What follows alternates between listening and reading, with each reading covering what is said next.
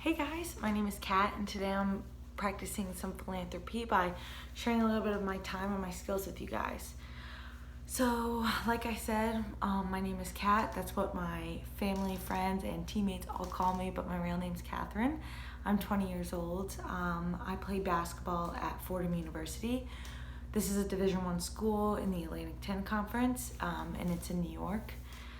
So I've been playing basketball since I was in kindergarten, and I also played soccer and volleyball. And then when I got to high school, I played just volleyball and basketball. And I knew I definitely wanted to play in college, which is a really big commitment, but I knew I wanted to play something in college. So I was deciding whether to play basketball or volleyball. And then by my sophomore year of high school, like early sophomore year, I decided, I was like, you know what, I'm gonna play basketball. This is what I want to do. So with that in mind, I really buckled down and focused on being the best I could be at that sport and the position that I played. So I'm a shooting guard, which means that I shoot the ball, like everybody knows, but that's my main job on the court, is to shoot the ball, defend, and be able to handle the ball when we're dribbling. And so I would just spend extra hours in the gym working on my handle, shooting probably like 500 shots after practice, just doing everything extra and to try to increase my performance and get myself on the court for as long as I could.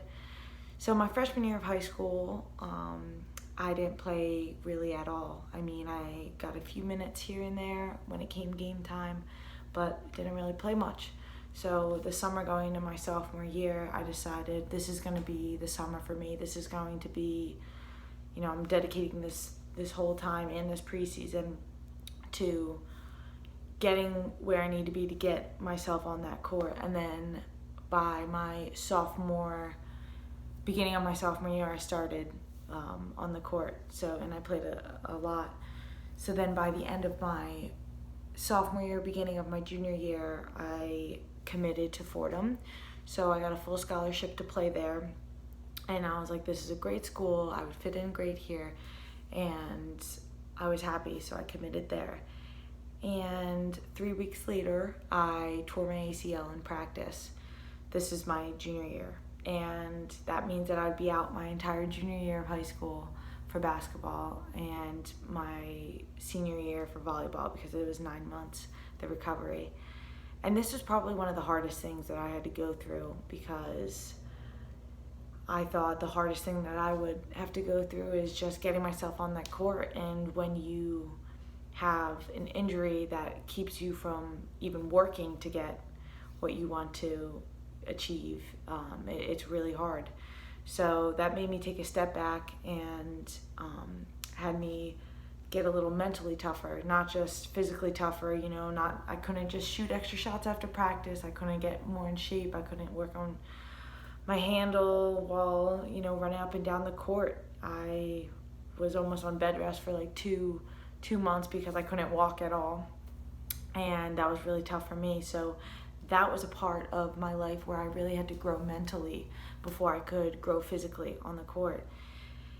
And after that period, I decided that, I'm not really gonna have anything stop me. If I could get past this injury, I know, what, I can go past anything. So I really gave my whole heart into basketball, and I worked really hard to get where I am today. And then when I got to college, it was a whole different experience. It was a lot more basketball, bigger time commitment, a lot that you have to give in to a sport that you really love.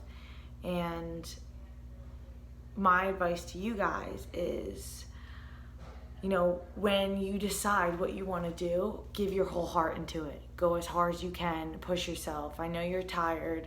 I know you don't think you have any more in you, but you do. There's a saying that it says there's 30%, you have 30% more to give when you think you've given 100%. So that means you've only really given 70%. So I always keep that in mind, you know, when I'm running or when I'm working on my handle or shooting. I'm like, you know what, I have 30% more that I can give, and that's one thing that I've carried with me. But going back into what I do on the court, I'm a shooter, and so I'll take you outside and show you a little bit about how important form is, and then I'll also show you some of the drills that I do for handling. So when shooting the ball, the most important thing I would say is your form. So what I was taught at a young age is you want to look at the different lines on the ball and you want to match your hand up with it, spreading it as far across as you can. I have pretty big hands for a girl, so this helps me.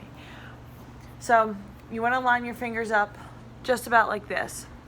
And when you have it placed in your hand, you want this little pocket. So you can fit about 2 fingers right underneath. You don't want to have a flat hand because then you have less control over the ball. And then with your guiding hand, you want to just lightly be touching the ball. You want this hand to be having the complete control over it. So if you look from this angle, I'll let you see it here, and I'll let you see it here. So this hand is really it's just balancing because it would fall off if it's here. You don't want to go like this. You want to keep it just on that balance. So what I would do when you're first practicing your form is you don't even need a basket. You maybe just take a dribble, catch it, and get ready to shoot. Catch it, get ready to shoot. That's what I did just to practice my form, so when it comes time to play, I'm always ready. When it catches the ball, dribble, ready to shoot. Now, another thing you can do to practice shooting without a basket is get a line on, you could even be on a sidewalk. Just find a line and shoot right on top of that line. And I know you guys can't see, but when you stare at that line and you shoot right on top of it, it should land really straight. And that's a good thing to do to practice shooting. So, my second and last drill has to do with another duty of mine on the court, which is taking care of the ball. If you can't take care of the ball, you can't get your offense started. So one thing that I do to practice my handle is just crossovers. Once you feel the hang of it, you can start to speed it up. Get it shorter and quicker. So you can do this with one hand. You can do this with 2 hands. You can do this by your side. You can do this behind your back. You can do this between your legs. You can basically do a crossover many different ways, and it really gives you such a variety and such a good way to just warm up your hands, get them ready for any game. So I know when I'm warming up for practice or a game, those are always something that I do to this day, and then I've practiced probably since I first started playing basketball. So that really concludes everything that I wanted to show you guys today. My last piece of advice, and if you take anything away from this video, is no matter what you choose, put your whole heart into it and give it all you got.